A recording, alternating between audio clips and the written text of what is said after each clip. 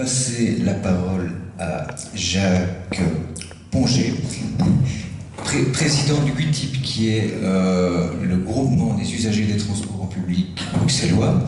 Donc, vous êtes un usager des transports publics, vous représentez des usagers, et bon, je vais vous demander de dire peut-être deux mots quand même sur votre association, votre groupe, et puis les questions que je vais vous poser, ce sera un peu les mêmes aux trois autres invités, qui sont que masculins, c'est vrai, mais je pense que ce n'est pas le thème principal de la soirée. Mais quels sont pour vous les problèmes prioritaires ou les prioritaires de mobilité à Bruxelles, ou en tout cas concernant la mobilité et les transports publics, et en quoi, selon vous, ce projet de ligne 3 y répond, avec quels avantages et éventuellement quels inconvénients? Voilà, merci.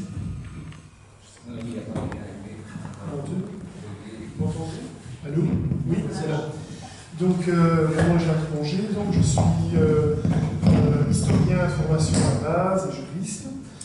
J'ai la chance aussi de travailler au Parlement bruxellois. Je suis depuis 15 ans secrétaire de la commission de la mobilité au Parlement bruxellois. Donc, c'est une matière que je connais très bien, je suis très bien.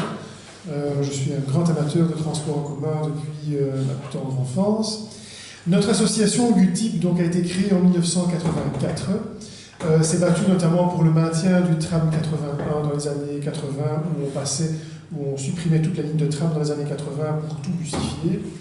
Donc là, les fondateurs du GUTIP s'étaient vraiment opposés à ce moment-là à l'abandon du tram 81. C'est la raison pour laquelle nous avons encore ce tram 81 aujourd'hui. Donc moi j'ai repris la présidence en 2015. Depuis lors, nous essayons de moderniser un peu notre manière de nous adresser aux gens que nous représentons. Nous représentons les usagers des transports en commun. Potentiellement, nous représentons tous les usagers des transports en commun. Et nous avons sur notre page Facebook, tout le monde peut s'exprimer, tout le monde peut nous téléphoner, nous contacter. Il faut savoir que nous sommes des bénévoles, donc nous ne sommes subsidiés par personne, ni par la région, certainement pas par la STIB. Donc voilà, nous ne roulons pas par la STIB, nous ne roulons pas pour le ministre de la Mobilité. On essaie de défendre les intérêts des usagers, tout simplement. Alors, pour répondre à votre question sur les enjeux de la mobilité, tout le monde a bien remarqué que Bruxelles est une ville de plus en plus congestionnée, de plus en plus paralysée par la circulation. Et depuis les années 60, 70, on a mis en place un métro. D'abord, la première ligne, les plus anciens d'entre vous se souviendront sûrement de l'inauguration du pré-métro en 1969, la ligne Schumann de Brucker, exploitée en tram, qui a été convertie en 1976 au métro lourd. Et puis vous vous souvenez également en 1988 et de la métroification de la ligne 2, de la ligne circulaire. Aujourd'hui, nous avons à Bruxelles, la STIB se targue d'avoir 4 lignes de métro. En réalité, elle en a 2, n'exagérons rien. La ligne 1, qui est toujours la même, l'axe nord-sud, avec les 2 branches Herman de Broek-Stockel, et la ligne 2, qui est cette espèce de boucle qui démarre à Simonis, qui repasse par Simonis et qui va jusqu'au Rizel. Bon. Depuis les années 70, il était question d'avoir un réseau métro digne d'une capitale de l'Europe, puisque Bruxelles est capitale de l'Europe depuis 1957. Et donc, nous avions tous les plans. Nous avons une ligne 1, une ligne 2, il y avait une ligne 3, une ligne 4, une ligne 5, etc. etc. De ces beaux plans qui ont été tracés dans les années 60 et 70, il n'y a que ces 2 lignes. Les travaux ont été arrêtés à un certain moment, faute de moyens, faute de volonté politique. La régionalisation est passée par là aussi.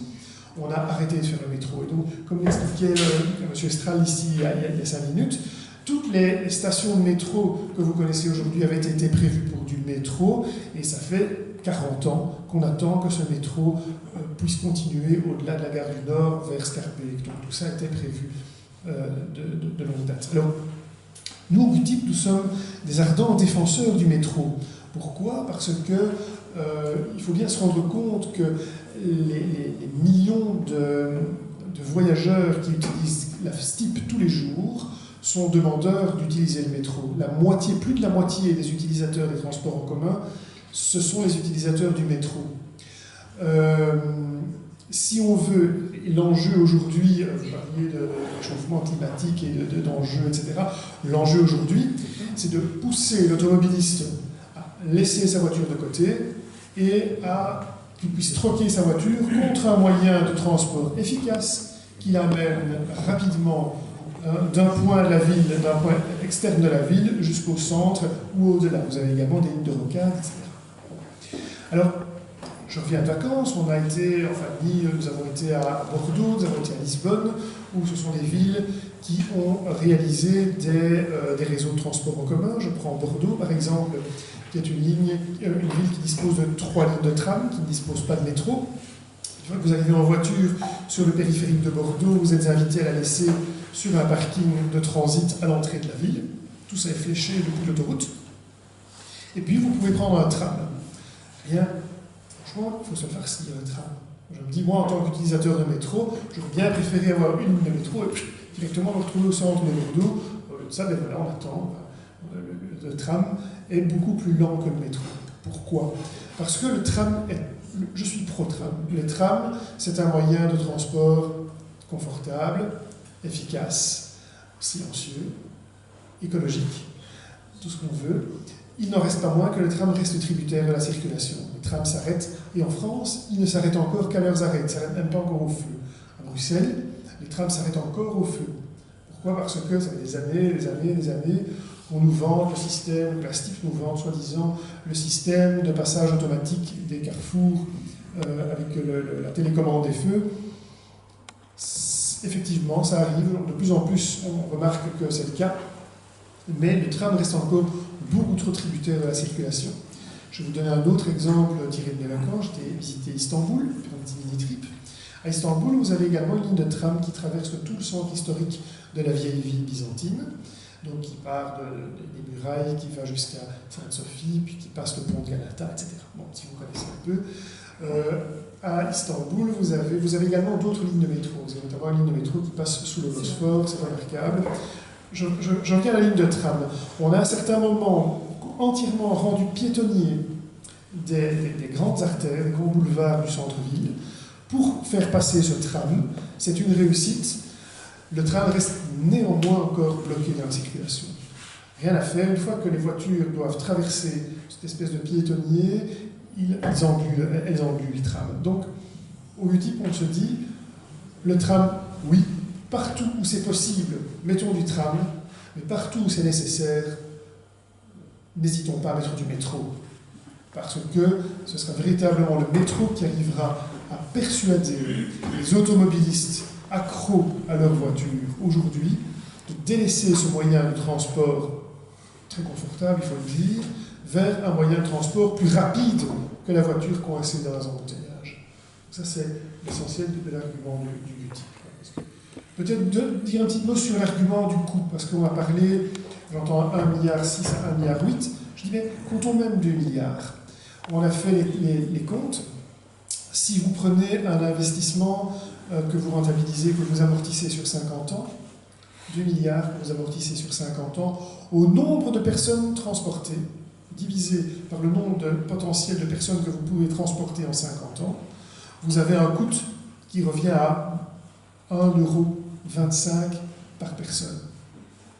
Si vous prenez, aujourd'hui on dit, mais non, faisons plutôt les transports de surface. Eh bien, prenons les transports de surface, mettez sur 50 ans le déficit d'exploitation de ces lignes de tram bloquées dans la circulation dans les transports de surface, vous arrivez à un coût, donc en faisant même le nombre de personnes transportées que vous divisez, etc., vous arrivez à peu près 2,50 € par personne. Donc vous avez pratiquement du simple au double.